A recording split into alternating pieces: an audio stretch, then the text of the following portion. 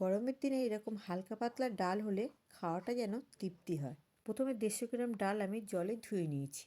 এরপর জল গরম করে ডালটা ঢেলে দেবো। এর মধ্যে নুন দিয়ে ঢাকা দিয়ে দেবো।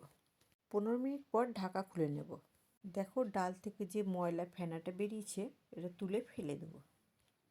ডালটা হাফ সিদ্ধ হয়েছে। এর মধ্যে 2টো চেরা কাঁচা লঙ্কা আর হলুদ দিয়ে আবারও ঢাকা দিয়ে দেবো। 10 মিনিট পর ঢাকা খুলে নিলাম।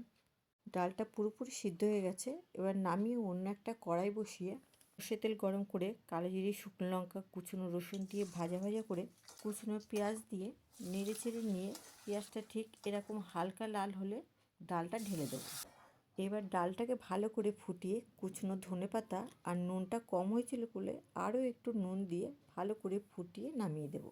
উষ্ণ গরম ভাত সঙ্গে এরকম পাতলা ডাল আর তার সাথে আলু ভাজা, বেগুন ভাজা, পাঁপড় ভাজা হলে আর কিছু তরকারি পড়বে না।